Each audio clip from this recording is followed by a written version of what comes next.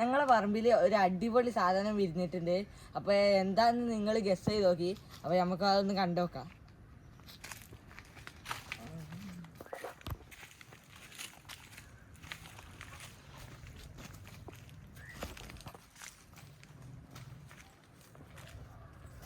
ഞാൻ പറഞ്ഞ സാധനം ഇത് എല്ലാവർക്കും അറിയായിരിക്കും, പക്ഷേ അറിയാത്തവരും ഉണ്ടാവും. ഇതാണ് ചേനപ്പൂവ്. അറിയാത്തവർക്ക് വേണ്ടി കാട്ടിയിലാണ്. അപ്പോൾ ഇത് വെച്ചിട്ട് നല്ല അടിപൊളി കറി ഉണ്ടാക്കാൻ പറ്റും. അപ്പോൾ ഞാനത് പറിച്ചിട്ട് എന്നിട്ട് അമ്മയ്ക്ക് കൊണ്ടുപോയി കൊടുക്കണം. നല്ല ടേസ്റ്റ്. ഇതാണ് ചേനപ്പൂവ്.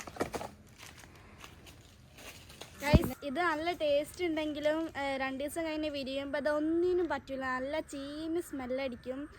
അതുകൊണ്ട് ഇത് അമ്മയ്ക്ക് ഇപ്പം തന്നെ കൊണ്ടുകൊടുക്കട്ടെ. നല്ല ടേസ്റ്റാണിത്. വിരിയണതിൻ്റെ മുന്നെയാണ് ഞങ്ങളത് പറിച്ചിട്ടുള്ളത്. വിരിഞ്ഞ് കഴിഞ്ഞാൽ പിന്നെ നല്ല സ്മെല്ലടിക്കും. അപ്പോൾ ഈ ഒരു പാകമാകുമ്പോഴാണ് ഇത് പറിക്കേണ്ടത്. ഇതാണ് ചേനപ്പൂവ്. കാണാത്തവരാരെങ്കിലും ഉണ്ടെങ്കിൽ കണ്ടു നോക്കുക. ഇങ്ങനെ ഇരിക്കും. പിന്നെ ഇത് വിരിഞ്ഞു കഴിഞ്ഞാൽ ഒന്നിനും പറ്റൂല, നല്ല സ്മെല്ലും ഉണ്ടാവും.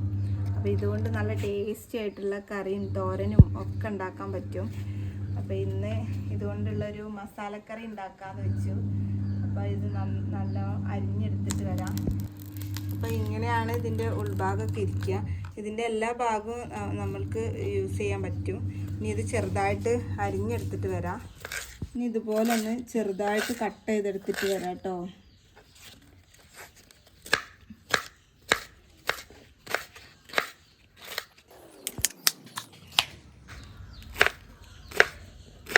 സാധാരണ എല്ലാ പൂക്കൾ വിരിയുമ്പോഴും നല്ല സുഗന്ധം ഉണ്ടാവുക, പക്ഷേ ഈ ചേനപ്പൂവ് മാത്രം ഭയങ്കര ദുർഗന്ധമായിപ്പോയി. ഇത് വിരിഞ്ഞു കഴിഞ്ഞാൽ അതിൻ്റെ പരിസരത്ത് ആരും നിൽക്കില്ല, അത്രയ്ക്കും സ്മെല്ലാണ്.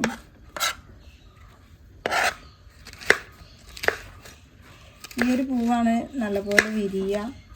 ഇതിൻ്റെ ഉള്ളിൽ നിന്നാണ് ആ സ്മെല്ലും വരുന്നത്.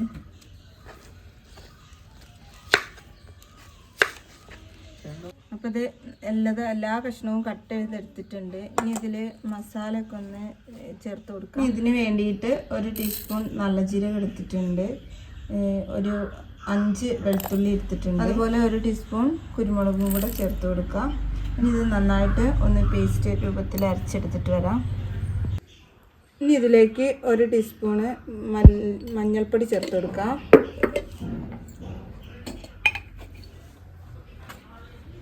എരിവിനനുസരിച്ച് മുളക് പൊടി ചേർത്ത് കൊടുക്കാം. ആവശ്യത്തിന് ഉപ്പും ചേർക്കുന്നുണ്ട്.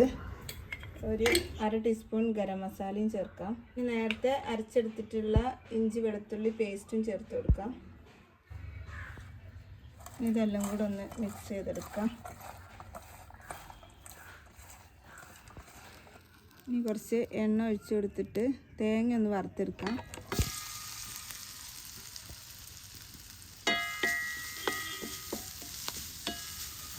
ബ്രൗൺ കളർ ആയിട്ടുണ്ട്. ഇനി ഇതിലേക്ക് 1 സ്പൂൺ മഞ്ഞൾപ്പൊടി ചേർത്ത് കൊടുക്കാം. അതുപോലെ 1 സ്പൂൺ മുളക് പൊടി ചേർക്കുന്നുണ്ട്. നേരത്തെ നമ്മൾ ചേർത്തതാണ്, അപ്പോൾ അതിനനുസരിച്ച് ചേർത്ത് കൊടുത്താൽ മതി.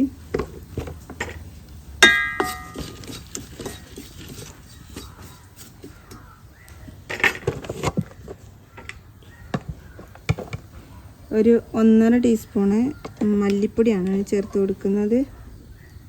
1 സ്പൂൺ ചിക്കൻ മസാല ചേർക്കുന്നുണ്ട്. ചിക്കൻ മസാല ഇല്ലെങ്കിൽ ഗരം മസാല ചേർത്താലും മതി, രണ്ടായാലും കുഴപ്പമില്ല.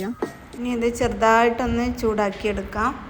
ഗ്യാസിലാണെങ്കിൽ ലോ ഫ്ലെയിമിലിട്ട് ഒന്ന് ചൂടാക്കിയെടുത്താൽ മതി. ഞാനിപ്പോൾ ഇത് അടുപ്പത്ത് വെച്ചതുകൊണ്ട് ചെറിയ തീയിൽ ഒന്ന് ചൂടാക്കിയെടുക്കുകയാണ്. ഈ കടുക് ഇട്ട് കൊടുക്കാം. ഇനി കടുക് ഒന്ന് പൊട്ടിയതിന് ശേഷം നമുക്ക് കറിവേപ്പിലും അതുപോലെ കുറച്ച് ചെറിയ ഉള്ളി ഇട്ട് കൊടുക്കുന്നുണ്ട്.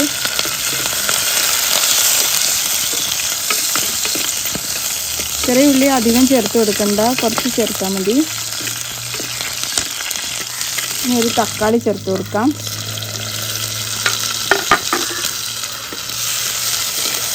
ഇനി ഇതൊന്ന് വഴറ്റിയെടുത്തതിന് ശേഷം നേരത്തെ മാറ്റി വെച്ചിട്ടുള്ള ചേന ഇതിലേക്ക് ചേർത്ത് കൊടുക്കാം. ചേന ഇതിലേക്ക് ചേർത്ത് കൊടുക്കുന്നുണ്ട്. ഇനി ഇതെല്ലാം കൂടെ ഒന്ന് മിക്സ് ചെയ്തെടുക്കാം. ഇതിൽ പിന്നെ അധികം വെള്ളത്തിൻ്റെ ആവശ്യമില്ല കേട്ടോ, കുറച്ച് വെള്ളം ചേർത്ത് കൊടുത്താൽ മതിയേ. ഒരല്പം വെള്ളം ചേർക്കുന്നുണ്ട്. അധികം വെള്ളം ചേർക്കേണ്ട, ഇതിൽ തന്നെ വെള്ളം ഇങ്ങനെ ഇറങ്ങി വരും. അതുകൊണ്ട് കുറച്ച് വെള്ളം ചേർത്തിട്ടുള്ളൂ. ഇനി ഒന്ന് അടച്ച് വെച്ച് വേവിച്ചെടുക്കും. ഇവിടെ വെന്തിട്ടുണ്ട്. ഇനി ഇതിലേക്ക് തേങ്ങ ചേർത്ത് അരപ്പ് ചേർത്ത് കൊടുക്കുകയാണ്.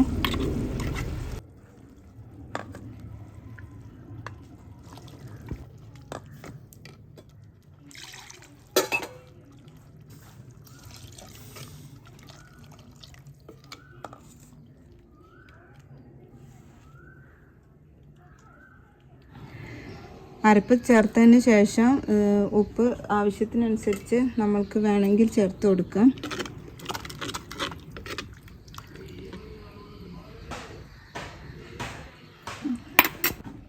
അങ്ങനെ ചേനക്കറി ഇവിടെ റെഡി ആയിട്ടുണ്ട്. ഇത് ഇറക്കി വയ്ക്കാം.